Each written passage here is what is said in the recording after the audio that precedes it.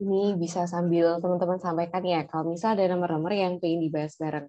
Nah, yang aku sampaikan tadi cukup menarik buat dibahas itu tuh ini sih teman-teman. Dari soal nomor 2, soal nomor 2 untuk D, sama ada lagi untuk yang G, ini kan cukup menarik sih. Ada jawabannya teman-teman itu tuh yang disampaikan dalam bentuk sama halnya kayak connecting dari internet, terus ada juga itu tuh yang diisiin pakai ke tambahan get connected juga, tambahan-tambahan seperti ini. Cuma kalau untuk tambahan dari negotiating amaze ini, dia bukan merupakan bentuk makna literal, tetapi bisa kita sampaikan untuk bentuk yang kita lihat berdasarkan ini sih teman-teman, dari makna yang emang ada pelebaran di situ. Terus kalau untuk tambahannya itu tuh mungkin ini, waktu teman-teman memilih artinya, arti dari negotiating amaze itu kan kita bisa arahkan ini ya, negosiasi. Negosiasi itu tuh biasanya kita bakal memiliki lebih dari satu pihak untuk disebutkan, dan bagaimana caranya untuk mencari titik deal-nya dari kedua belah pihak itu tuh dealnya seperti apa bernegosiasi. Cuma kalau kita bilang maze, maze ini kan bisa diartikan kayak jalanan yang kusut, jalanan yang ruwet banget, rumit untuk dipahami, sehingga di situ itu tuh kita mungkin kesulitan untuk mencari tujuan kita ke jalan mana karena saking banyaknya jalanan yang rumit tersebut. Gitu. Terus kenapa sih dari jawaban soal nomor D ini kita bisa isiin sama surfing through a web. Surfing through a web itu tuh dia bisa dikasih rujukan untuk yang bagian belakang-belakang.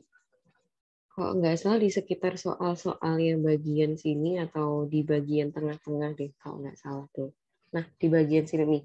Untuk surfing through web, fokus utamanya kenapa sih kalau kita tuh sama halnya kayak lagi browsing di internet ya. Kalau dibilang internet itu tuh cukup mudah untuk kita akses, iya, kemudahannya benar.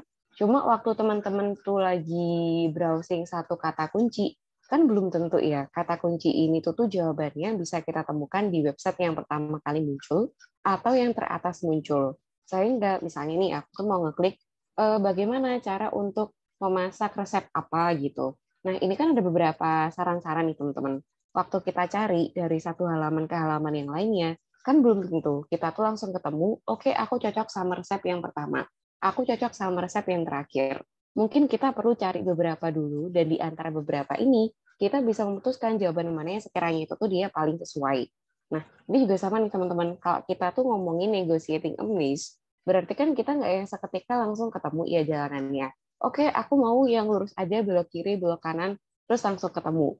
Jadi di sini ada beberapa situasi kenapa kok negotiating a maze itu tuh lebih cocok kalau kita isiin pakai surfing per web.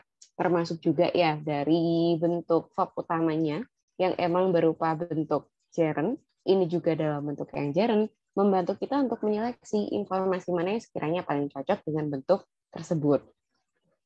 Terus ada lagi yang menarik tuh ini sih, dari soal yang G, most people on the net. Most people on the net ini jawabannya juga cukup beragam. Ada yang diisiin pakai everyone on the net. Terus ada lagi tuh ini kan benernya pakai ini ya, the vast majority of users. Selain itu tuh ada juga yang isiin pakai bentuk owned any one organization. Tapi kenapa untuk bentuk most people on the net ini kita bisa isiin bentuk the vast majority of users?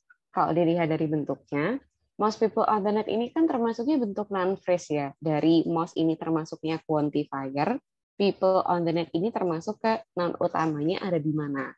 Cuma kalau teman-teman tuh mau sampaikan kayak ini, everyone on the net, ini nih bukan merupakan bentuk non-phrase, melainkan bentuk klausa.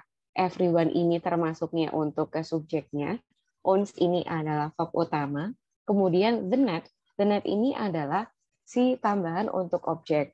Sehingga kalau misalnya ini teman-teman tuh mau kasih tambahan yang emang setara ya, atau mungkin yang komposisinya itu tuh paling mirip, otomatis kurang sesuai sama komposisi everyone on the net. Karena mengingat ini merupakan bentuk klausa, sedangkan yang kita kerjakan masuknya untuk non-phrase. Dan paling cocoknya sama yang bagian sini ya. The vast majority of ini dia termasuknya sama quantifier untuk menunjukkan jumlah kebanyakan. Terus untuk people on the net ini sama halnya kayak users, orang-orang yang emang menggunakan internet seperti penjelasan sebelumnya. Kayak access to information, internet has been often criticized by bla bla bla. Nah, fokus user ini ya kembali sama pengguna-pengguna dari komputer user dan orang-orang yang emang mengakses informasi di internet. Sehingga untuk rujukan utamanya kita bisa menggunakannya. Terus kalau misalnya nih, di antara teman-teman di sini isiin pakai majority of users, itu tuh juga udah termasuk mewakili ya. Karena majority ini kan setara kayak most. Sedangkan the vast ini menekankan bahwasanya emang mayoritasnya itu tuh mayoritas yang sangat banyak gitu. Ini dua nomor yang menurutku cukup menarik buat dibahas sih, dari nomor 2D sama ada lagi 2 ya G. Cuma selain dari dua bagian ini, dari teman-teman gimana? Apakah mungkin ada nomor lain yang pengen dibahas bareng?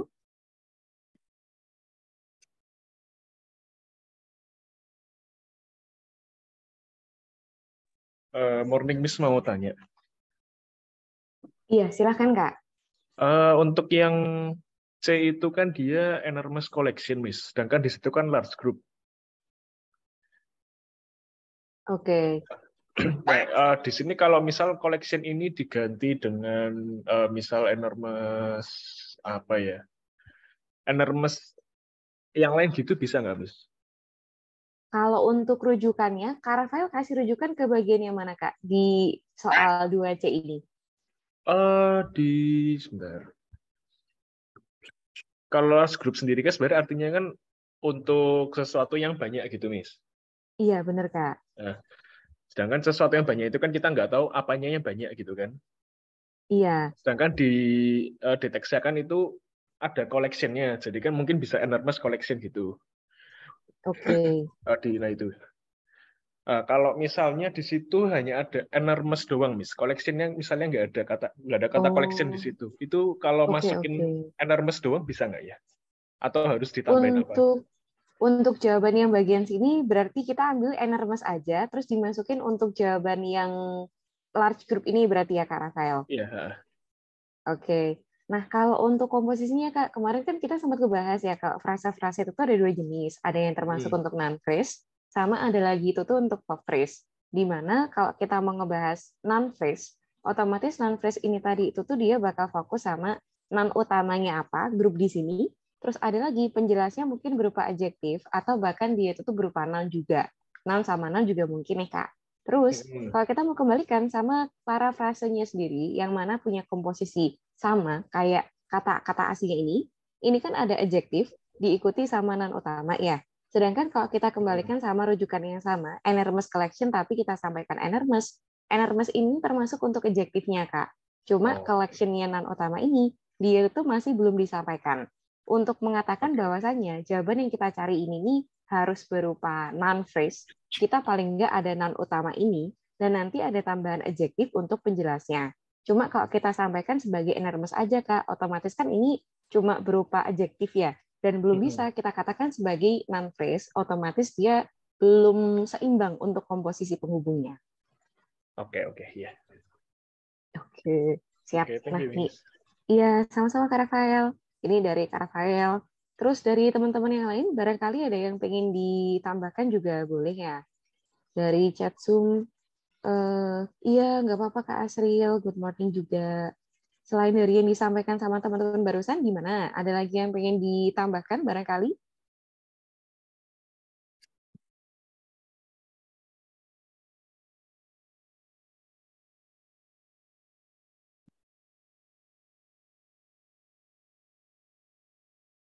Atau sejauh ini udah aman nih? Kalau sejauh ini udah aman, kita mungkin bisa masuk sama materi hari ini ya.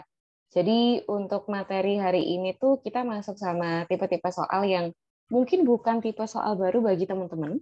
Kita tinggal menyesuaikan aja sama format reading yang ada di sini. Untuk yang pertama, sentence completion. Jadi pada tipe sentence completion di sini, teman-teman tuh diharapkan untuk memberikan isian lengkap pada satu kalimat yang emang rumpang. Mungkin kita kehilangan fungsi subjek, mungkin kehilangan fungsi verb utama, objeknya, adverbnya, dan seterusnya. Dan kita di sini bakal diminta untuk memilih kelas kata yang sesuai pada fungsi-fungsi kalimat yang rumpang tersebut. Terus kalau ngomongin masalah ke contohnya sendiri ya, yang perlu teman-teman perhatikan, satu dari format filling the blank. Kayak kemarin nih yang kita kerjakan ya, mintanya cuma satu kata aja, atau mungkin tidak boleh lebih dari dua kata. Mungkin exactly dua kata atau a number. Jadi beberapa tambahan seperti itu perlu teman-teman ketahui biar nanti seberapa banyak kata yang kita comot, terus kita tuh butuh katanya yang formatnya gimana, kita nggak salah dan tetap mematuhi aturan dari perintah soal. Selain dari tambahan untuk berapa banyak kata yang kita butuhkan, yang nggak kalah penting lagi itu tuh kata-kata ini, from the text atau mungkin from the passage. Kalau kita lagi mengerjakan soal-soal buat filling the blank, di dalam reading yang ada tambahannya from the text ataupun from the passage, maka tidak diperkenankan untuk melakukan modifikasi dari bentuk passage aslinya. Ini misalnya ya, ini katakanlah adalah passage yang kita amati, terus ini tuh soal-soalnya. Terus untuk soal nomor 38, aku tuh yakin nih, ini jawabannya adalah sentences. Kalau sentences pada bentuk asli passage-nya berupa kalimat, berupa kata yang disampaikan dalam bentuk jamak, terus kita ubah di sini dalam bentuk yang singular, asalkan bentuknya sentence udah masuk, nah ini nih bakal sah untuk disalahkan. Karena kan kita emang ada perubahan dari awalnya bentuknya itu tuh bentuk jamak, kita ganti ke bentuk yang singular. Jadi apapun perubahannya kayak plural singular, terus kelas kata, verb kan juga banyak banget nih kelas katanya kayak verb 1, verb 2, verb 3, verb in. Itu tuh tidak diperkenankan bagi kita untuk melakukan modifikasi. Termasuk juga untuk section di bagian yang bawah-bawahnya, nomor selanjutnya ini bakal mengikuti perintah yang sama. Cuma kalau untuk sebuah perintah yang tidak ada tambahannya from the text ataupun from the passage, kasusnya ini kan emang ada nih teman-teman, meskipun sedikit, tapi kasusnya ada. Mungkin ada beberapa situasi di mana kita bisa melakukan modifikasi. Mungkin nih dari soal-soal di bawahnya ya. Ini nih butuhnya untuk bentuk adjektif. Tetapi penjelasan yang atas, dia itu tuh disampaikan dalam bentuk non utama. Misalnya difference gitu ya. Ternyata kita butuhnya different pakai T, bentuknya kelas kata adjektif. Mungkin bisa aja. Cuma kalau selama kita menggunakan perintah yang from the text ataupun from the passage, otomatis tidak diperkenankan ada modifikasi kata apapun itu. Kemudian, selain dari dua aspek ini, yang nggak kalah penting lagi ini nih untuk tipsnya.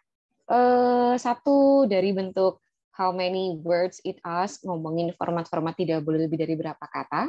Ini sama seperti yang kita bahas kemarin. Terus ada lagi itu tuh untuk masalah format nih teman-teman. Remember that numbers are written numerically such as 7 to count as one word and hyphenated words such as state of the art count as one word. Jadi kalau misalnya nih kita tuh ketemu sebuah jawaban itu tuh 72 atau mungkin 377. Nah, angka-angka ini dia itu tuh bentuk yang disarankan sama soal karena dengan cara seperti ini teman-teman itu tuh bakal menuliskan informasi yang dibutuhkan tanpa memiliki penggunaan kata-kata yang sangat banyak. Karena kalau jawabannya itu tuh sampai ratusan ya, misalnya 327, 300, terus ada lagi 22, kayak gitu-gitu kan pasti lebih dari 3 kata. Sedangkan rata-rata untuk maksimal jumlah kata yang disediakan oleh fill in the blank, maksimal itu tuh 3 kata. Nah, karena ada beberapa situasi tersebut, antisipasi yang paling sesuai adalah kalau emang jawabannya berupa angka, lebih baik kita biasakan dengan format angka. Terus, selain dari format angka, hyphenated words. Sempat kita bahas waktu awal-awal kelas kita listening dulu ya, bahwasanya ada beberapa fungsi hyphenated words yang mungkin bakal mengubah bentuk yang jamak ke dalam bentuk singular, karena emang Cameliusnya itu tuh seperti itu. Misalnya, 10-story building, atau mungkin 10 years old boy. Kita sampaikan sebagai 10-year-old boy. Terus ada lagi 10-minute walk. Ada beberapa situasi di mana pada format hyphenated words, kita biasanya menggunakan format singular. Cuma dalam hal ini, yang akan kita garis bawah itu tuh lebih ke seberapa banyak hitungan kata yang kita temukan kalau jawaban yang kita tuju itu tuh ada tambahan strip untuk menunjukkan hyphenated words. Kalau dilihat dari jumlah katanya ya, state of the art ini kan termasuknya itu tuh ada 4 kata. State untuk situasi noun, of ini untuk tambahan buat preposisi, the ini merupakan determiner, terus art-nya ini dia termasuknya itu tuh untuk noun. Sehingga kalau kita mau hitung pakai kata-kata yang biasa nggak ada hyphenated words itu, otomatis mereka bakal termasuk ke dalam hitungan 4 kata. Cuma karena ada tambahan tanda hyphen, otomatis dari 4 kata ini bakal terhitung sebagai 1 kata.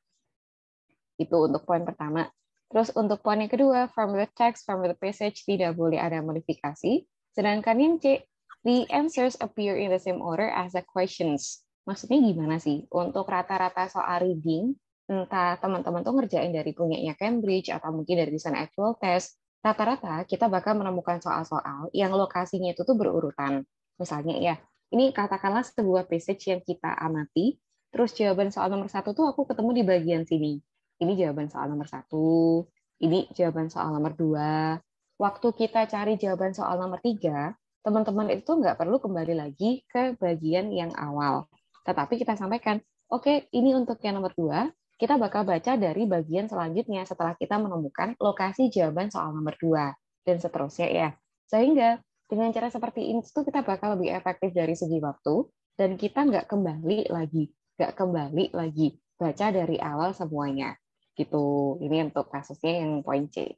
Kemudian untuk yang D, remember that your answer should be grammatically correct. Ini selalu ya, kelas kata apa sih yang akan kita butuhkan? Apakah maksudnya verb? Kalau verb itu tuh verb yang bentuk gimana? Apakah verb 2, verb ing, verb 3, verb 1, atau verb yang ada tambahan S atau ES? Nah, ini cukup penting. Kalau misalnya teman-teman di sini tuh emang udah memutuskan, oke, aku butuhnya ini emang kelas kata adverb. Nah, adverb ini kan akan digunakan sebagai fokus utama kita. Berarti, kelas kata lain yang tidak termasuk sama adverb bisa kita ignore. Begitu juga untuk kelas kata yang lainnya. Kemudian yang E, when scanning for your answer, make sure you are thinking about paraphrasing and synonyms. Ini selalu ya teman-teman, terlepas nanti mau mengerjakan tipe soal apapun itu di reading, terus nanti di speaking, ada lagi untuk di writing di belakang, teman-teman tuh pasti bakal diingatkan kembali soal parafrase dan juga untuk sinonim. Karena untuk parafrase sinonim ini menunjukkan bahwasanya teman-teman itu tuh punya a wide range of vocabulary, sehingga mau switch dari penjelasan bentuk apapun, teman-teman masih paham dari apa yang disampaikan oleh soal. Terus ada lagi yang F, find where the answer is located in the text before you try to answer the question. Remember where before what. Ini lebih ke navigasi lokasi jawabannya ya. Sama yang terakhir nih, read the questions before reading the text. Ini tuh lebih ke preferensi masing-masing sih teman-teman. Maksud dari tambahan G ini nih modelnya begini. Kalau misalnya teman-teman itu lagi mengerjakan sebuah soal, katakanlah ya, ini separuh halaman yang kiri adalah passage, separuh halaman yang kanan ini tuh adalah soal-soal. Yang lebih disarankan adalah kita tahu dulu yang diminta oleh soal itu tuh soal apa. Misal mencari tahu nama seorang expert yang mengatakan teori ini, atau mungkin lokasi di mana sebuah event digelar, atau mungkin tahun kapan sebuah penelitian dilakukan, dan seterusnya. Kita kan jadi tahu ya, oke, nomor 1 mencari tahu nama orang, nama expert yang memiliki teori tersebut. Kita baru tahu nih, ini carinya di nama, oke, ketemu di bagian sini. Langsung kita isi. Terus nomor 2 nih, ini berkenaan sama di mana lokasi sebuah event itu tuh digelar. Oke, lokasi event-event, oke, ketemu. Misalnya ya, dengan cara seperti ini, harapannya kita bakal lebih efektif untuk segera mencari tahu kebutuhan apa yang emang ditanyakan oleh setiap soalnya. Cuma, kalau misalnya nih, teman-teman tuh lebih suka untuk membaca passage-nya dulu, baru untuk pengerjaan soalnya apa, di beberapa kasus tuh memang berhasil ya. Cuma ini kalau berangkat dari aku pribadi, kalau misalnya aku tuh ngejawab dari baca passage-nya duluan, yang kurang efektif tuh dari segi waktu. Tidak semua jawaban yang kita cari itu tuh bakal berada di halaman paragraf yang pertama, atau mungkin di bagian setiap paragraf yang ada. Sehingga kalau kita tuh mencari tahu pembahasan-pembahasan ini yang memang tidak dibutuhkan oleh soal, otomatis kan bakal tergolong wasting time. Satu itu ya. Terus yang kedua, kalau misalnya teman-teman tuh berusaha untuk memahami setiap poin-poin passage itu tuh intinya apa, berusaha memahami, menghafalkan, terus nanti baru mengerjakan untuk soal di sini, banyak orang, termasuk aku juga, yang merasa kurang maksimal karena teksnya kan panjang banget. Terus juga dipenuhi sama istilah-istilah asing biasanya.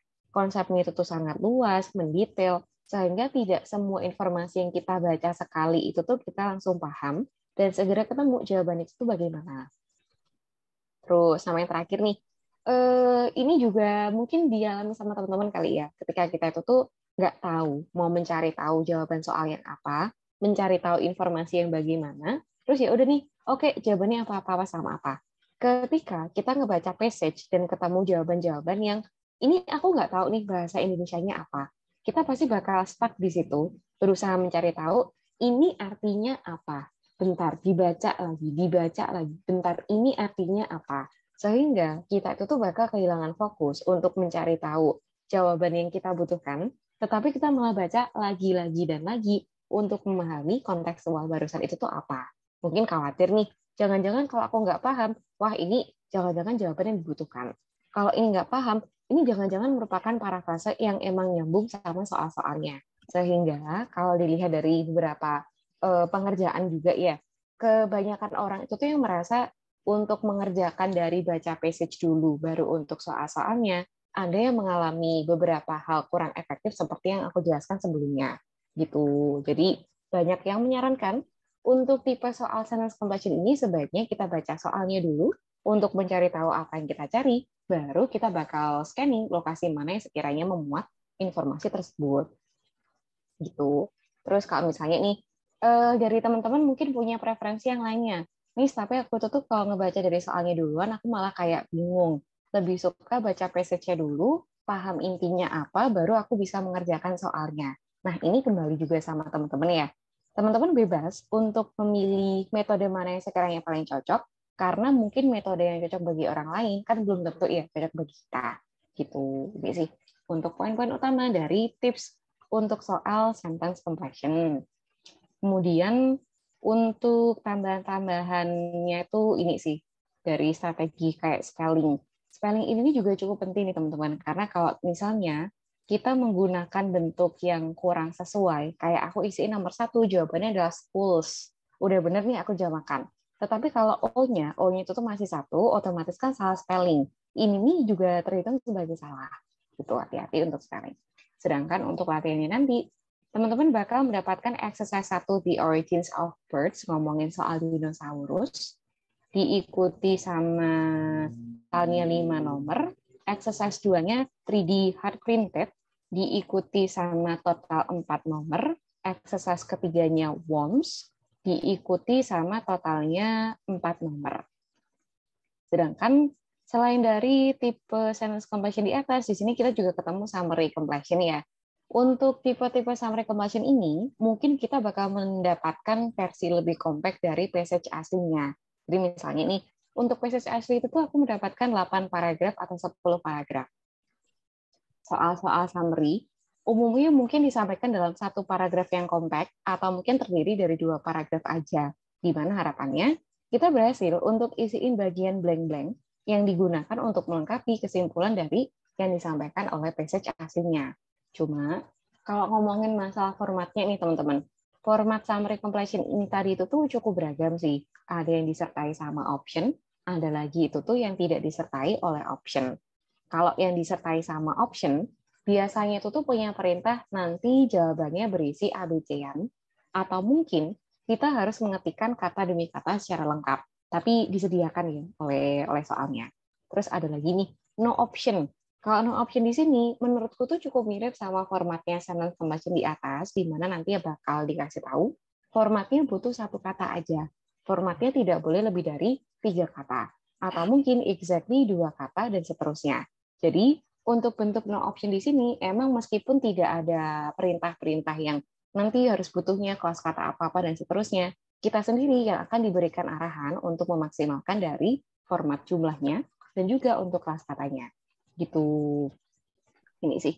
Terus kalau untuk tambahan-tambahan lagi tipsnya, yang pertama nih, understand question well to relate with passage. Ini cukup penting ya teman-teman, karena challenge utama untuk summary completion tuh gini, nggak setiap kata kunci yang kita temukan pada soal, kita tuh langsung ketemu rujukan utamanya yang mana. Misalnya ya, untuk soal yang kita kerjakan di bagian sini, ini nomor 1 nih, kata kuncinya history.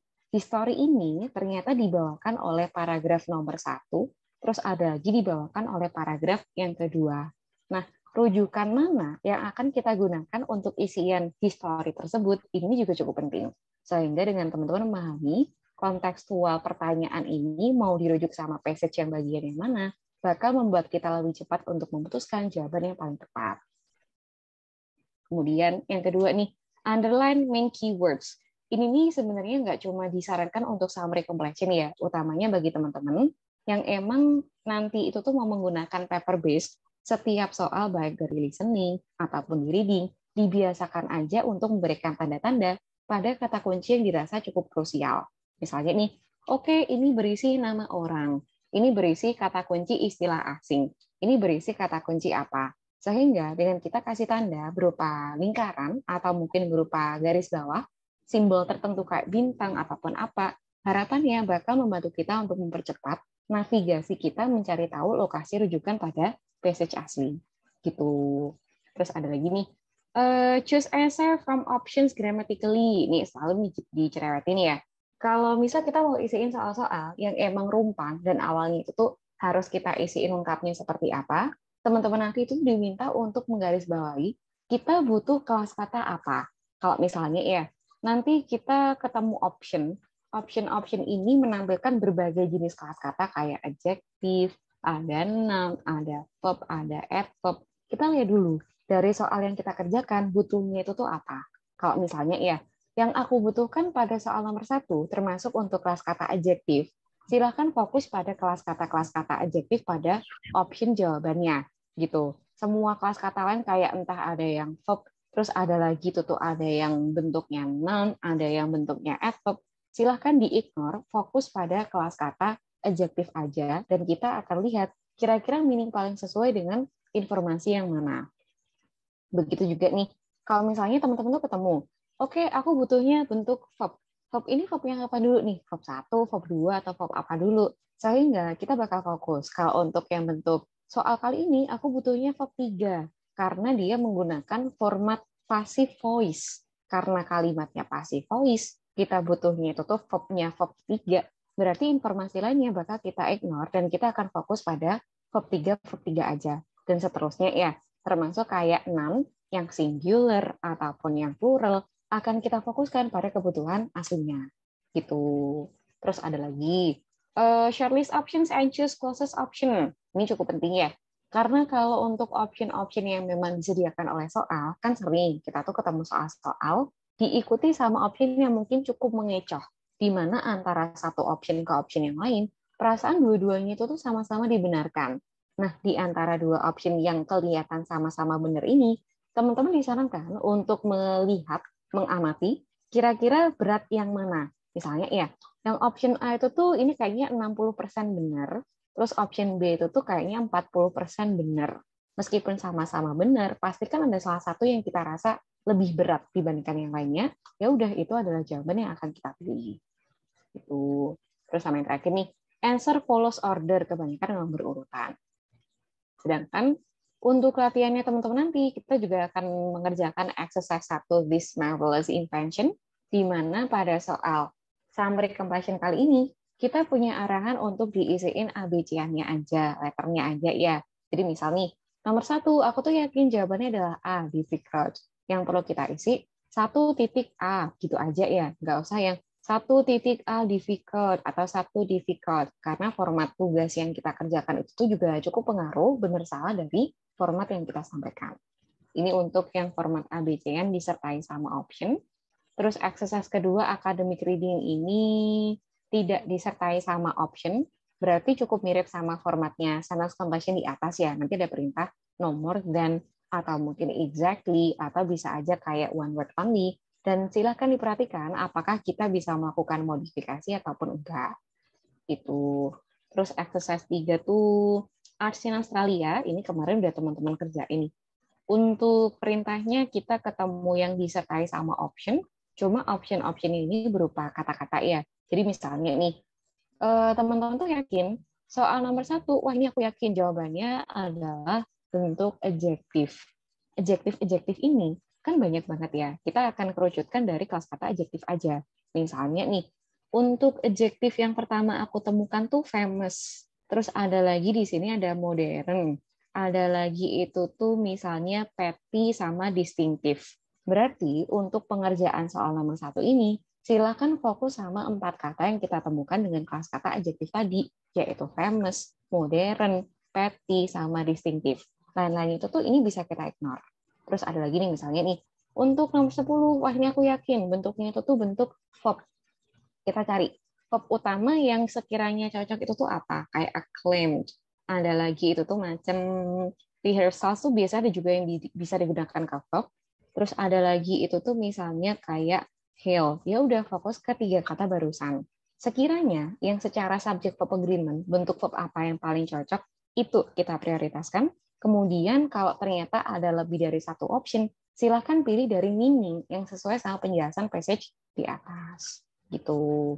Ini sih untuk penjelasan dari sentence completion sama summary completion. Bagi teman-teman yang kurang jelas ataupun ada yang pengen ditanyakan, boleh disambung ya. Ini aku sambil baca di chat Zoom. Dari Kak Kamal, izin kelas iya, nggak apa-apa Kak Kamal. Terus ada lagi dari Kak Petrus, tapi saat mengisi fill in the blank, sebaiknya yang tertera di passage aja ya, Miss, jangan parafrase ataupun sinonimnya. Oh iya, bener Kak. Kalau ini utamanya buat tipe-tipe di atas ya. Misalnya sentence completion ataupun summary completion yang tidak ada option, teman-teman nanti itu diharapkan untuk menuliskan yang ada oleh passage. Jadi misalnya ya, pada perintah section kali ini, ada no more than 3 words from the passage for each answer. Jadi yang dimaksud sama parafrase itu gini Kak Petrus, kalau kita ada tulisannya parafrase itu tuh yang soal-soal tertulisnya. Dari bentuk asli passage ini, terus kan bakal dibuat sebagai soal-soal baru kayak gini ya. Nah, yang dimaksud parafrase itu bukan titik-titik yang sedang kita kerjakan nanti, tetapi yang diparafrasa adalah soal secara tertulisnya. Mungkin ada struktur kalimat yang diganti, aktif pasifnya, kalimat direct indirect speech, atau mungkin juga bakal dicari ke kelas kata yang berbeda, sama halnya kayak parafrase yang kemarin kita pelajari. Cuma kalau yang diisi di titik-titik ini, kayak blank-blank ini sama ini, isian itu tuh pasti udah jelas-jelas tertera sama passage aslinya, dan kita tidak perlu melakukan parafrase sendiri. Gitu. Ini untuk yang disampaikan sama Kak Petrus. Terus selain dari Kak Petrus, Kak Asril, Miss tips membaca soal dulu, baru mencari tahu jawabannya di passage, hanya untuk sentence completion atau untuk semua tips soal reading, Miss? Oh, yang tadi. Untuk tips baca soal dulu. Yang bagian sini ya. Kalau untuk tips ini teman-teman utamanya bisa digunakan untuk mengerjakan sentence completion ataupun summary completion ya. Cuma tipe-tipe soal nanti di belakang, waktu teman-teman ngerjain kayak matching heading, itu tuh kurang disarankan kita baca soalnya dulu. Jadi kalau untuk apakah selalu di setiap soal reading ini harus kita mulai baca dari soal, di beberapa tipe soal iya disarankan, cuma kalau tipe lain seperti matching heading di belakang nanti nih Kak Asril, lebih disarankan kita baca passage-nya duluan. Karena nanti kita nggak akan terpengaruh untuk memutuskan jawaban mana yang paling tepat, padahal nggak setiap option pada soal itu tuh dibutuhkan dan digunakan sebagai jawabannya. Gitu. Ini untuk rata-rata soal reading bisa digunakan, tapi di beberapa tipe soal kayak matching heading, terus ada lagi matching information itu tuh ada juga beberapa yang tipenya kurang cocok. Gitu. Ini dari Kak Asril. Terus ditambahkan sama Kak Ciko, untuk menjawab soal reading yang bukan multiple choice, apakah wajib diakhiri titik, Miss? Oh, untuk filling the blank mungkin ya. Untuk titik ini enggak, Kak, enggak wajib. Sebenarnya ya, kalau kita isiin soal yang bagian sini gitu misalnya.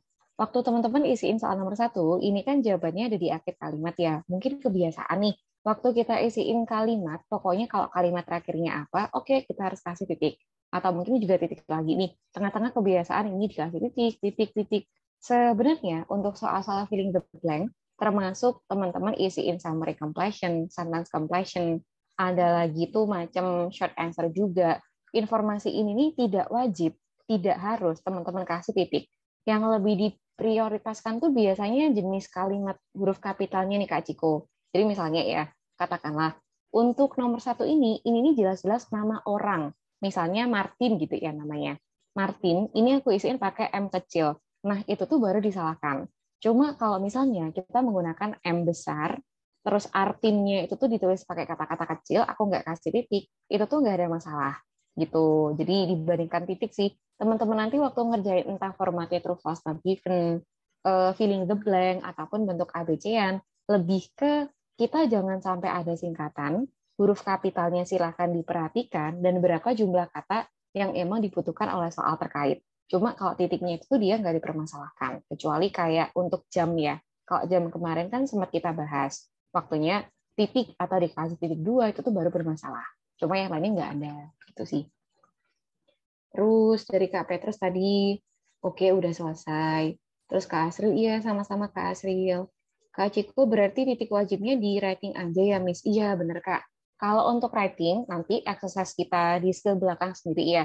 Writing itu tuh punctuation-nya cukup berpengaruh nih Kak Ciko. Jadi nggak cuma titik, tanda koma itu juga bakal pengaruh karena pada penilaian GRA, GRA ini kan utamanya mengatur grammar ya, grammar dan struktur kalimat. Jadi kalau misalnya kita menggunakan bentuk tanda baca yang kurang sesuai, atau harusnya dikasih titik tapi kita nggak kasih titik, harusnya dikasih koma tapi nggak dikasih koma, atau peletakan titik koma yang kurang sesuai, nah itu tuh bakal dipermasalahkan dan masuk ke penilaian GFA. Cuma kalau untuk skill yang lainnya, di listening, di reading, nah titik ini tuh nggak pengaruh. Gitu. Ini yang disampaikan sama teman-teman. Sejauh ini gimana? Apakah DRA? GRA, Kak.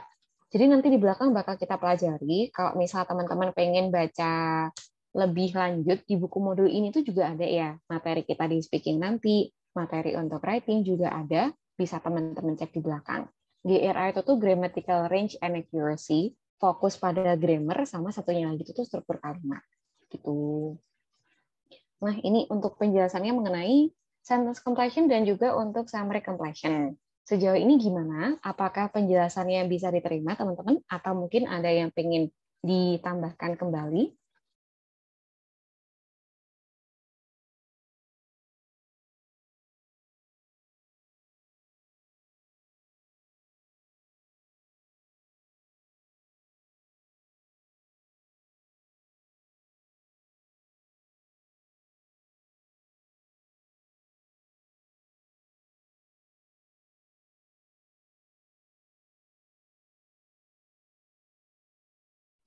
Kayaknya udah aman ya. Kalau udah aman, kita bakal lanjutin sama latihannya. Nanti kita akan mulai dari exercise 1 untuk halaman 23 ya, dimulai dari The Origins of Birds. Kita nanti bakal kerjain 4 exercise, cukup banyak sih teman-teman. Halaman 23 ini seluruh soal sentence completion akan kita kerjakan. Ini ada beberapa soal yang passage-nya pendek-pendek. Terus nanti terakhir teman-teman bakal diarahkan untuk ke summary completion, halamannya ini halaman 28. Ada 4 exercise dari halaman 23 sampai halaman 28. Terus untuk waktu pengerjaannya sendiri sekarang kan jam 9:41 ya. Nanti kita akan mulai diskusi 10:25. Cuma kalau misalnya teman-teman ada yang belum selesai ataupun butuh waktu tambahan untuk menyelesaikan latihannya, nanti silakan disampaikan ya.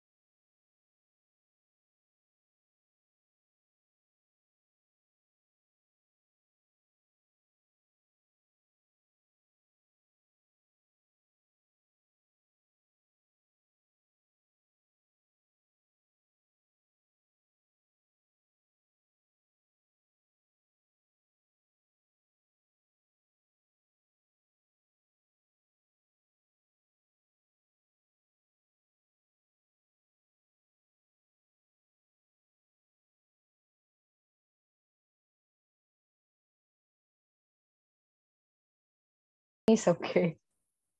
Nah, kita bakal mulai bahas. Iya, sama-sama Cassandra. Untuk yang ditanyakan sama Kak Petrus tadi kan kembali sama PR ya. Kita bahas sedikit dulu, kenapa kok jawabannya dari location activity itu tuh dia kurang sesuai kalau kita isiin pakai address. Terus nanti kita bakal masuk sama latihan untuk di sentence completion.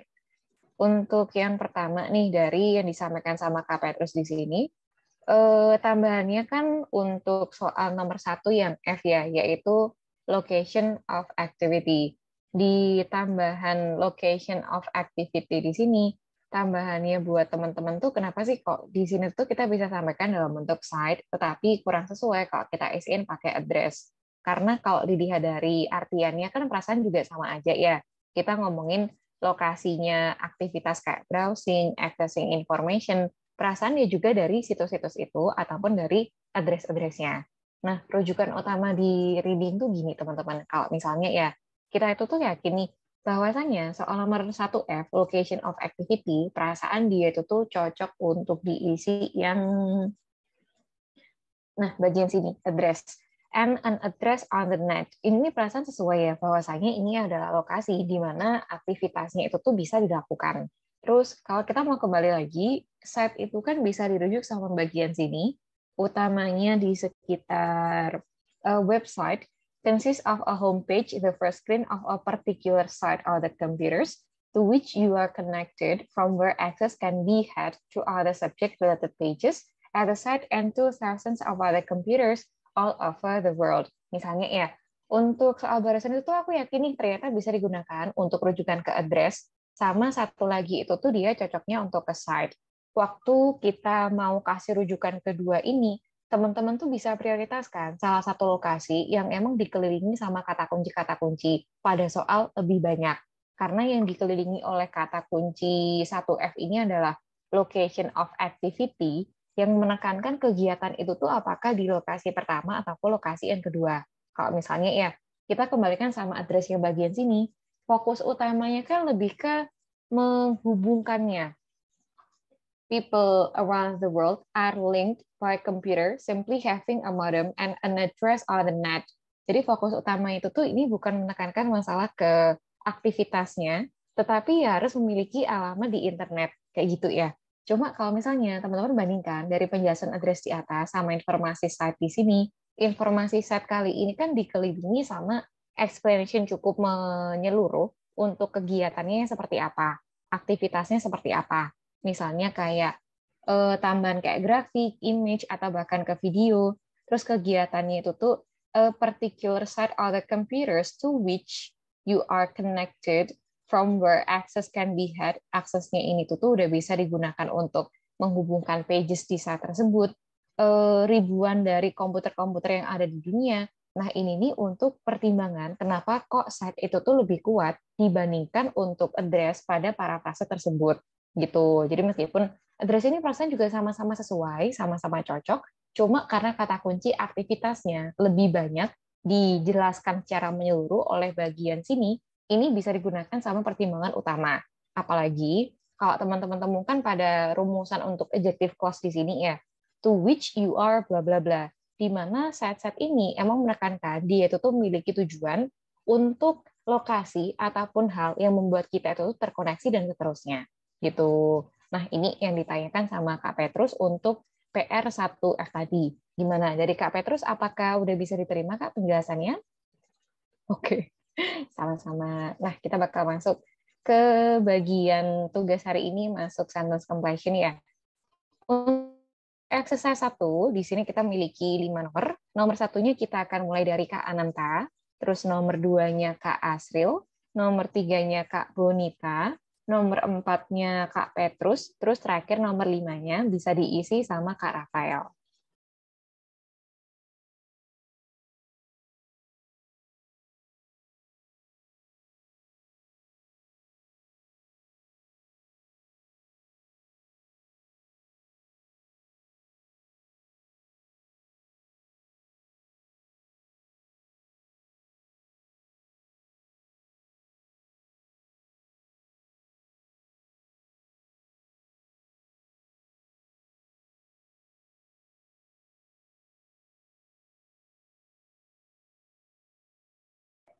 Ini, nah ini udah keisi nih.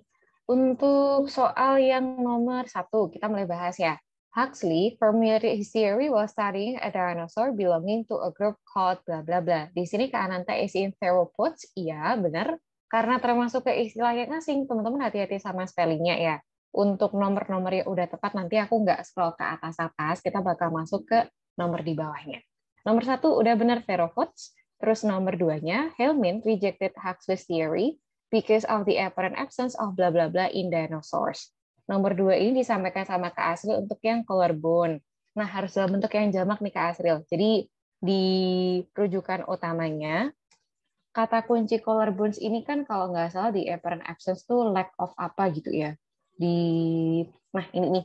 Karena rujukan utamanya kan ada lack collarbones dalam bentuk yang jamak dan kita tidak diperkenankan melakukan modifikasi, otomatis S-nya pun juga harus kita isiin dalam bentuk yang jamak. Itu untuk nomor 2-nya collarbones. Terus nomor 3-nya, Ferucia and Martin believe that the ancestor of today's birds was a kind of early bla bla bla. Di sini Kak Bonita isiin reptiles. Reptilnya itu tuh kayaknya singular ya Kak. Coba aku cek-cek dulu nih. Ini Fedusia Martin are two vocal opponents of the dinosaur theory. They contend that birds evolved from some unknown reptile. Ini reptilnya termasuk ke dalam bentuk yang singular. Dari jawabannya Kak Bonita tadi boleh disampaikan dalam bentuk yang singular juga. Hati-hati untuk S-nya ya. Terus ada lagi soal nomor 4 nih. In characteristics, the blah blah blah between organism characteristics are not of major importance.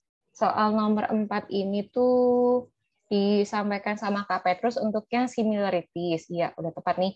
Kak, sama mau tanya soal nomor 4, are of major importance, apakah benar ya? Agak gimana gitu pas baca.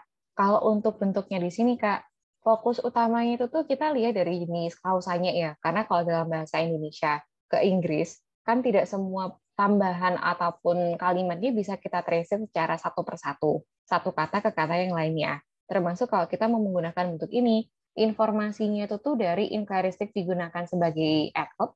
The bla bla bla between organisms karakteristik ini adalah subjek utamanya. Are ini adalah masuk untuk bagian verbnya. Terus of major importance ini bisa dikatakan sebagai subject complement. Jadi kalau dilihat dari secara subject verb agreement, Kak, ini nih formatnya juga cukup sering ditemukan dalam bentuk bahasa Inggris dan bukan hal yang baru. Kalaupun kita mau artikan dia, sebenarnya hal ini similarities di antara karakteristik organisme termasuk sebagai hal yang sangat penting gitu untuk artiannya. Terus ada lagi nih, kita lanjutin ya. Soal nomor 5, the dangerous bla bla bla on a primitive bird from Madagascar adds weight to the dino bird argument. Soal nomor 5 ini diisi sama Kak Rafael untuk yang claw. Ya, benar nih. Rujukan utamanya di sini, teman-teman. Yang kita ambil, satu, kata kunci dangerous ini tuh ternyata kan bisa ya kita parafrase untuk ke vicious. Terus untuk on a primitive bird from Madagascar ini berarti apa yang ada pada permukaan tubuhnya Rhonapis. Karena kalau kita perhatikan, Rhonapis ini kan a primitive bird from Madagascar itu tadi. Berarti fokus utama itu tuh hal ini atau benda ini yang emang berbahaya ada pada permukaan tubuhnya Rhonapis menambahkan pada argumennya Dinobird. Jadi udah sesuai sama taman ini, including a long and vicious claw at the end of its wings, yang mana ini bakal masuk untuk tambahan settled di Dinobird debate. Gitu. Ini untuk yang latihan exercise 1. Terus untuk latihan exercise kedua, terakhir kali kan aku panggil Kak Rafael ya. Berarti soal nomor 6 akan dimulai dari Kak Sandra, nomor 7-nya Kak Ananta, nomor 8-nya Kak Asril, terus untuk nomor 9-nya bisa diisi sama Kak Bonita.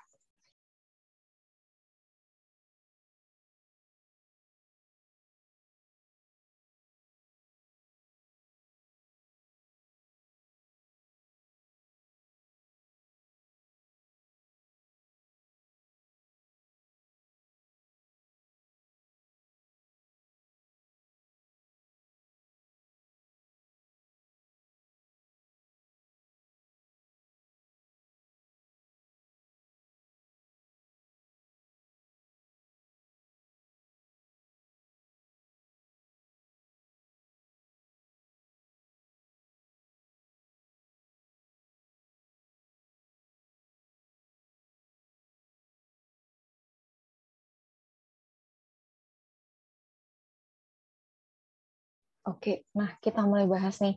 Untuk soal nomor 6, three-dimensional blah blah blah of a patient's heart was created by integrating two imaging techniques. Di sini Kak Sandra isiin yang anatomik. Ya, benar nih. Untuk jawaban lain, kebetulan soal nomor 6 itu tuh bisa digunakan untuk rujukan paragraf yang awal sama yang akhir nih, teman-teman. Jadi boleh pilih salah satu, antara diisi sebagai anatomik, atau mungkin diisi sebagai anatomic model sama teman-teman. Bagi yang diisiin anatomic model, ini adalah rujukan utamanya pada paragraf yang terakhir. Terus untuk anatomik itu diisi ke bagian sini. Three-dimensional anatomic of a patient's heart. Tapi nanti dipilih salah satu, anatomik aja, atau mungkin mau diisi pakai yang anatomic model. Kemudian soal nomor 7. Spectrum health scientists have found a way to combine and use three techniques. Computed tomography, three-dimensional transesophageal echocardiography, and bla bla bla. Soal nomor 7 diisi sama Kak Ananta untuk yang magnetic resonance imaging. Iya, benar nih. Formatnya juga harus sama ya. Teman-teman tidak diperkenankan untuk menambahkan magnetic resonance imaging dalam kurung MRI, karena nanti kalau kita kasih tambahan MRI, otomatis bakal terhitung sebagai 4 kata. Dan ini menyalahi dari aturan format soal. Terus pertimbangan lain nih, pada contoh yang nomor 7, ini kan dia disampaikan dalam format yang apa adanya nih teman-teman. Misalnya, computed tomography tidak disampaikan sebagai CT, terus three-dimensional transesophageal ini dia tidak disampaikan 3D TEE. Jadi, kita bakal mengikuti format dari yang disampaikan oleh soal dengan setara, dan tidak perlu menambahkan MRI di belakangnya. Terus ada lagi nih, untuk yang soal nomor 8, the new method of 3D printing is more efficient than previous methods because it merges two and more bla bla bla. Disampaikan sama Kak Asrul untuk yang imaging modalities. Untuk soal nomor 8 ini Kak, nanti boleh diisi pakai datasets ya, tambahin di sini. Untuk nomor 8 diisi sebagai datasets. Pertimbangannya kenapa sih kok nggak masuk sama imaging modalities? Jadi sama kayak penjelasan sebelumnya, kalau misalnya ya, teman-teman tuh ketemu nih, perasaan rujukan yang pertama ini masuk akal, yang bagian sini juga sama-sama masuk untuk jawaban di soal. Nah, kita akan memprioritaskan jawaban di satu lokasi, yang mana dia itu tuh dikelilingi oleh lebih banyak kata kunci oleh soal dibandingkan yang lainnya. Kalau misalnya nih, teman-teman bandingkan ini, kata kunci utamanya kan metode baru, 3D printing, lebih efisien dibandingkan previous methods karena merges two and more bla bla bla. Informasi yang dikelilingi untuk imaging modalities ini, fokus utamanya tuh aja ada 2, tapi bukan 2 dan lebih. Satu itu. Terus untuk tambahan yang berkenaan sama previous methods, more efficient, informasinya itu tuh di sini previous methods belum ada, kata kuncinya tidak disampaikan. Terus ada lagi itu tuh accurate anatomic modelnya, ini jawaban untuk soal yang awal tadi. Dan 3D ini, 3D printing ini, dia itu tuh disampaikan sebagai 3D renderings and printed models, bukan 3D printing. Jadi pada kata kunci yang mengelilingi imaging modalities, kalau kita bandingkan sama datasets ini kan dia lebih on point, dan kata kunci yang mengelilingi dia itu tuh lebih mirip sama soal nomor 8. Misalnya nih, 3D printings. Untuk yang bagian sini, 3D printings, terus ada lagi tambahannya yang mengatakan bahwasannya previous methods ini tuh yang mana tidak seakurat menggabungkan merging two or more datasets. Jadi karena tambahan ini, ternyata lebih akurat, lebih efektif kalau kita menggunakan menggabungkan two or more datasets dibandingkan previous methods, yang mana sama kayak bagian sini, ini kan dikelilingi sama kata kunci yang lebih banyak nih teman-teman. Jadi itu bakal kita prioritaskan, dan nomor 8 bisa diisi sama yang datasets. Gitu. Terus terakhir nih soal nomor 9 ya. With more accurate 3D renderings and bla bla bla, physicians will be able to better diagnose and treat heart disease. Nomor 9 ini diisi sama Kak Bonita untuk yang printed models. Iya, benar. Rujukannya masuk ke printed models, yang mana dikelilingi sama kata kunci physicians, terus ada lagi better diagnose and treat heart disease. Itu untuk pembahasan soal nomor 6 sampai soal nomor 9. Terus untuk yang ditanyakan sama Kak Petrus, kenapa bukan 3D anatomy ya Kak? Bukan anatomics. Anatomi ini kayaknya soal nomor 6. Nah, untuk rujukannya, Kak, dari fokus utamanya soal kali ini, jadi sama kayak yang sebelumnya dijelaskan juga ya, yang teman-teman isiin sebagai isian kata-kata sentence completion, atau bahkan nanti untuk summary completion, dia tuh pasti bakal memprioritaskan kata kunci yang dikelilingi sama ini, keyword-keyword pada soal. Caranya kayak yang tadi aku jelaskan untuk bagian soal nomor 8, kalau rujukannya ini sama ini nih, aku yakinnya kita bisa prioritaskan bagian mana yang sekiranya paling banyak atau lebih banyak dikelilingi oleh kata kunci yang disebutkan oleh soal. Gitu. Terus ada lagi nomor 8 KP terus menambahkan nomor 8 imaging modalities dataset juga dibenarkan berarti ya, Kak. Oh, bukan, Kak. Kalau untuk yang nomor 8 imaging modalities datasets itu tuh ini mana ya? Rujukannya yang mana itu, Kak? Imaging modalities datasets. Ini kan imaging modalities. Ini datasets. Imaging modalities tuh ini ada lagi. Tapi imaging modalities datasets itu tuh tidak dibenarkan karena ini nggak sama, nggak dalam satu rangkaian yang nyambung gitu, Kak. Nah, itu yang disampaikan oleh Kak Petrus nomor 8 kurang tepat. Oke, nah kita bakal masuk sama exercise ketiga untuk forms. Terakhir kali kan tadi itu aku panggil Kak Bonita. Berarti nomor 10 kita akan mulai dari Kak Petrus. Nomor 2, nomor 19-nya diisi sama Kak Rafael. Nomor 12-nya Kak Sandra. Terus terakhir nomor 13 bisa diisi sama Kak Ananta.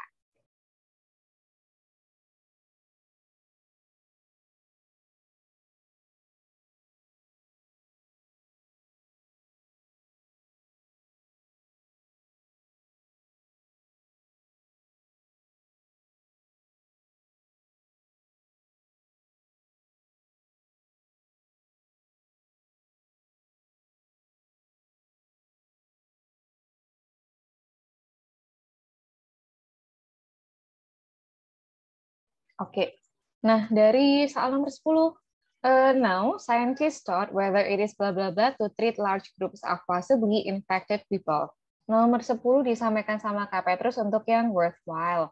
Worthwhile-nya benar, Kak. Cuma nanti hati-hati sama spelling ya. Rujukan utamanya kan, nah, bagian sini.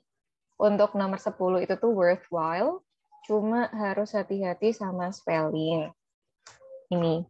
Kalau misalnya teman-teman ada yang merasa agak aneh ya sama soal nomor 10, perasaan, rujukan ini tuh masuknya interrogative form. Kalimat tanya. Terus di sini, dia itu tuh menggunakan bentuk sebuah statement. Thought whether it is bla bla bla to treat bla bla bla.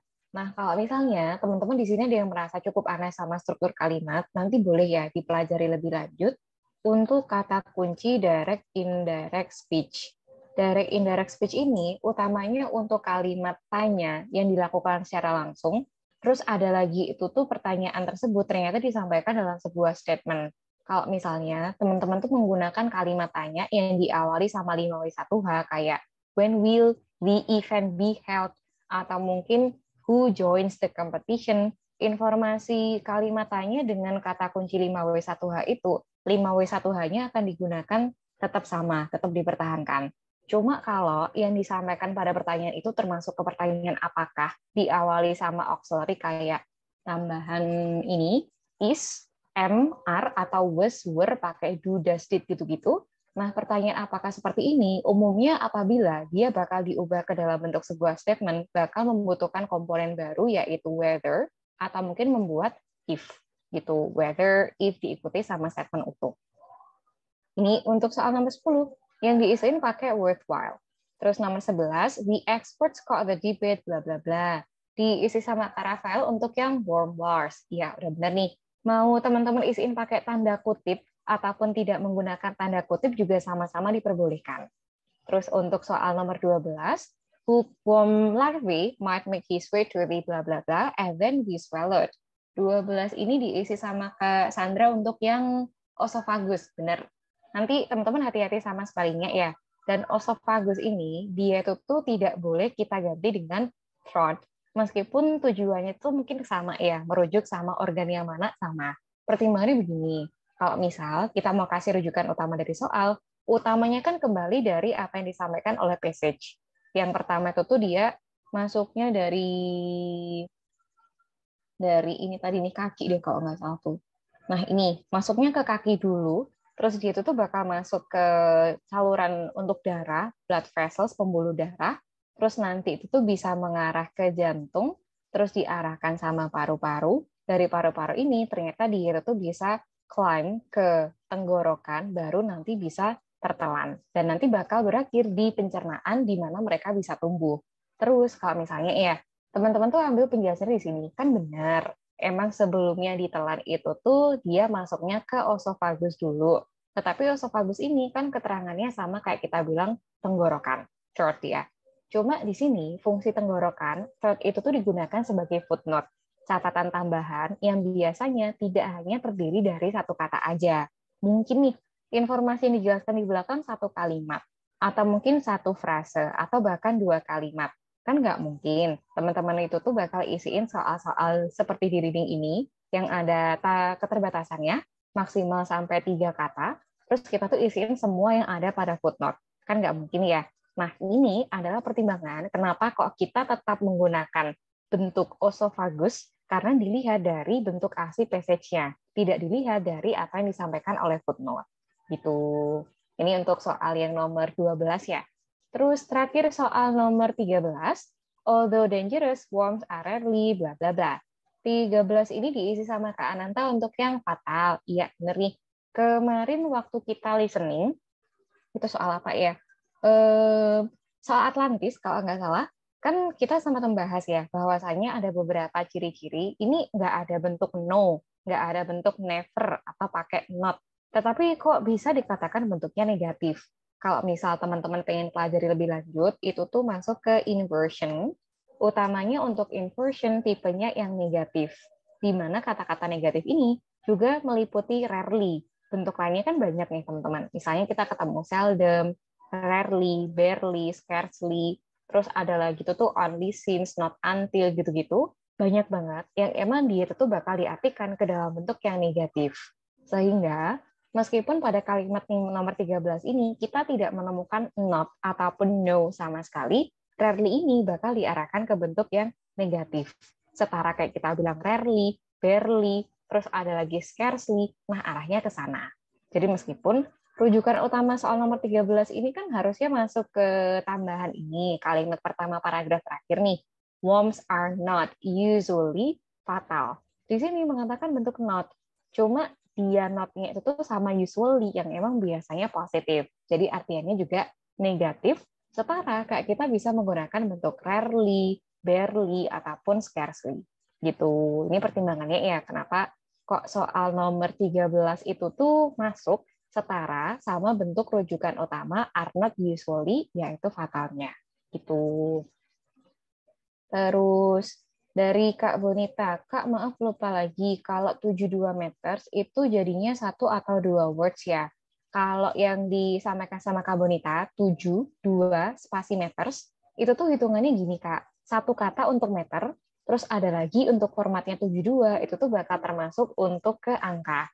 Dan kalau misalnya ya, jawabannya teman-teman terlepas mau mengerjakannya summary completion, sentence completion di belakang, ini perintahnya ada number. Misalnya ya, no more than 3 words or a number atau or and a number. Informasi number itu biasanya bakal digunakan untuk hitungan format 72 yang disampaikan sama Kak Bonita. Cuma untuk metersnya, meters ini kan dalam bentuk kata-kata nih Kak. Otomatis masuk sama hitungannya no more than 3 words ini. Gitu, masuknya satu kata. Oke, nah ini udah aman. Terus kita lanjutin lagi ke latihan yang terakhir ya. Di latihan yang terakhir ini kita masuk sama summary completion. Teman-teman cukup menyampaikan huruf ABC-nya aja, kesimpulan dari apa yang kita pelajari di passage atas. Untuk nomor 1, terakhir kali kan aku panggil Kak Ananta ya. Berarti soal nomor 1 ini dimulai dari Kak Asril, nomor 2-nya Kak Bonita, nomor 3-nya Kak Petrus, terus terakhir nomor 4-nya bisa diisi sama Kak Rafael.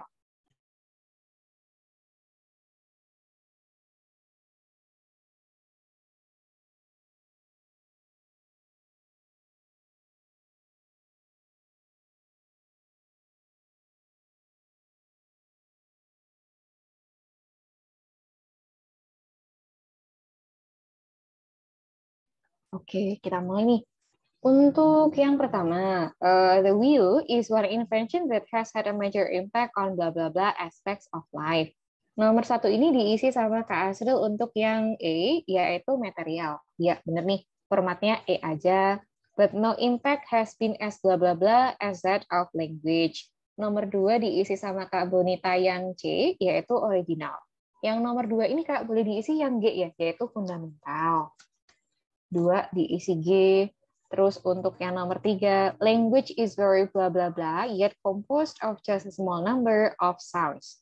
Nomor tiga dari Kak Petrus isiin yang B, yaitu kompleks, iya benar. Terus language appears to be blah blah blah to use, however its sophistication is often overlooked. Untuk soal nomor 4 diisi sama Kak Rafael yang F, yaitu easy. Ya, benar nih. Kalau dilihat dari kalimat ini, teman-teman, utamanya exercise ini ya, di sini teman-teman itu tuh tidak hanya fokus pada pokoknya ada kata-kata, misalnya is gitu ya, is ini sama halnya kayak easy, terus ada lagi complicated sama halnya kayak complex. Tidak semua soal dari latihan kali ini tuh langsung kita temukan dari artian kata ke kata, dan kita ketemu langsung ini nih sinonimnya seperti apa. Cuma kalau misalnya ya teman-teman itu tuh ketemu dari penjelasan yang udah banyak banget nih ngomongin suara itu ternyata banyak banget loh di sini. Misalnya, how else could these instrument make so much out of barely 3,000 measly morsels of sound?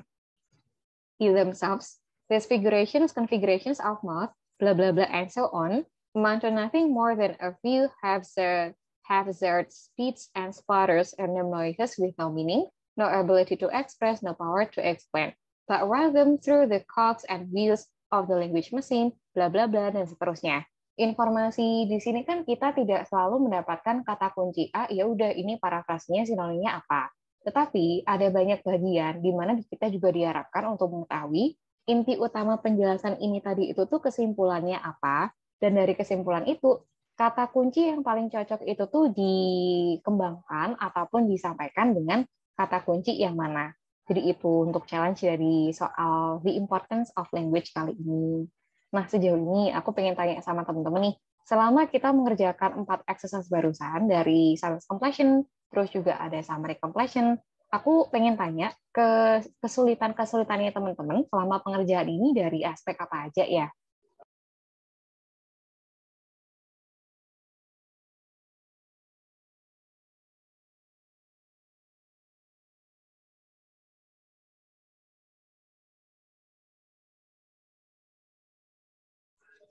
Dari Kak Petrus perlu latihan skimming lagi Kak untuk mencari keywords. Oh, iya.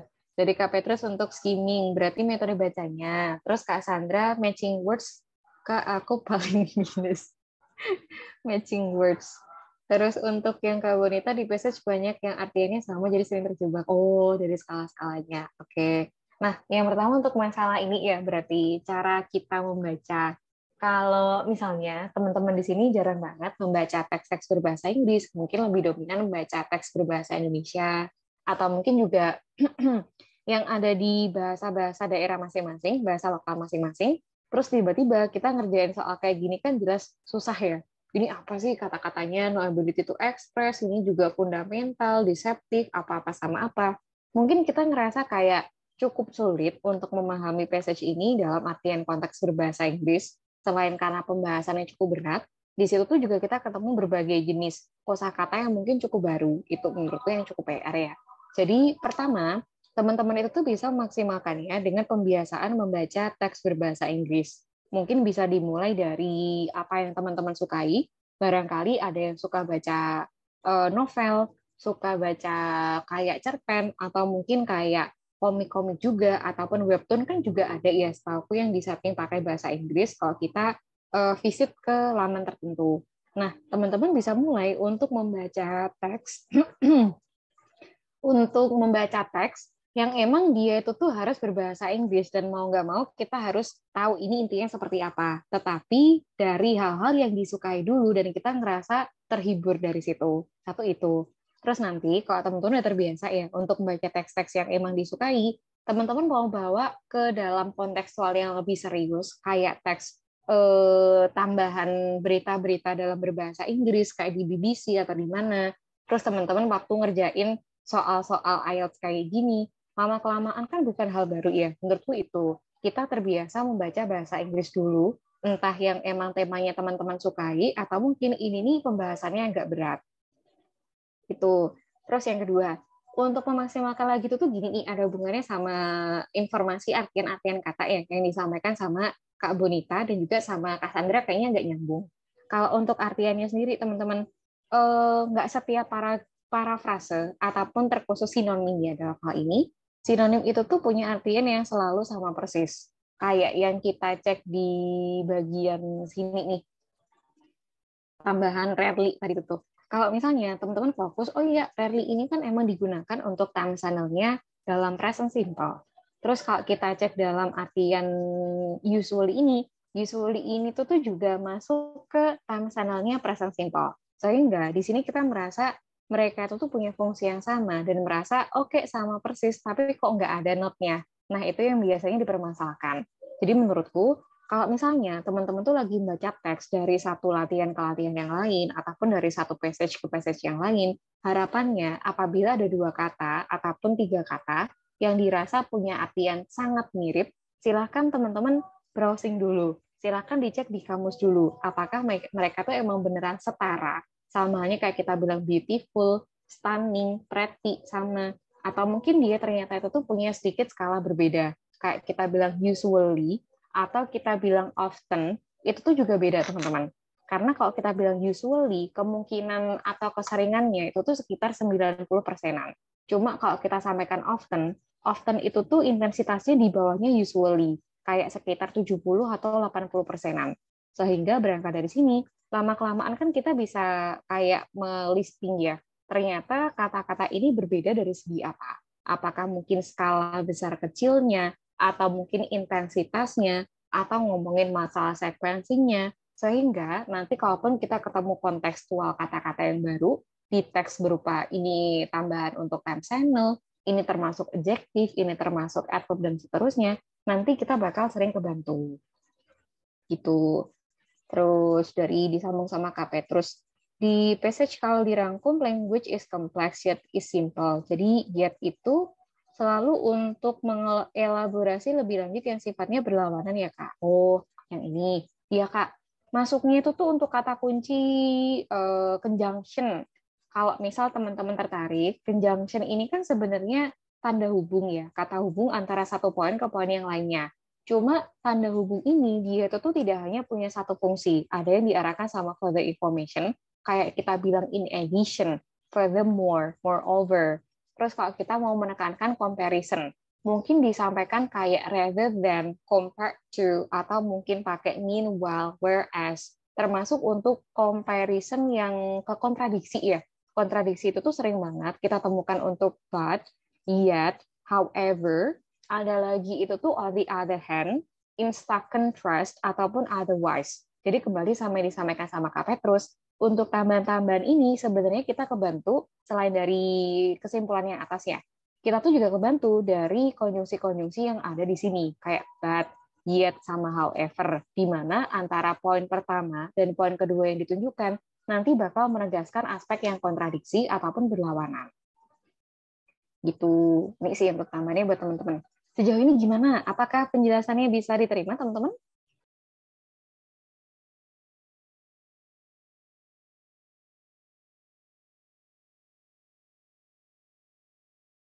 Oke, udah dikasih jempol nih sama Kak Sandra. Nah, ini kalau penjelasannya udah bisa diterima, nanti teman-teman bisa lanjut sama latihan tugas di rumah ya. Jadi Kak Asrul juga udah oke.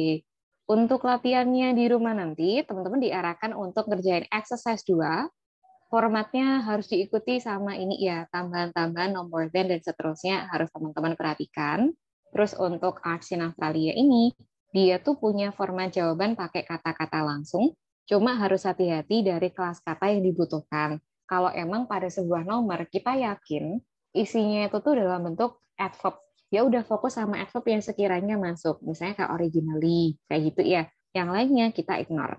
Terus kalau misalnya teman-teman emang fokus nih, oke, dia termasuk ke kelas kata noun, kata benda. Tapi noun ini kan ada 2 bentuk, satunya singular, satunya lagi plural.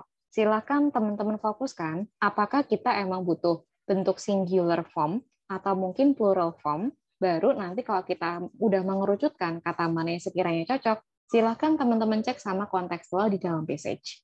Gitu. Terus untuk perintah instruksi soal ini udah bisa teman-teman akses di Google Classroom. Cara pengerjaannya seperti biasa, dan nanti di akhir jangan sampai lupa untuk menambahkan klik mark action ataupun hand in. Gitu. Ini sih untuk materi kita sama latihan kita hari ini ya. Kalau sejauh ini udah aman, kita mungkin bisa mengakhiri kelasnya sampai sini dulu. Wassalamualaikum warahmatullahi wabarakatuh. Good morning. Okay, thank you, Miss. Thank you, Miss. Iya, Makasih, sama-sama teman-teman. Kak. Iya, sama-sama Kak.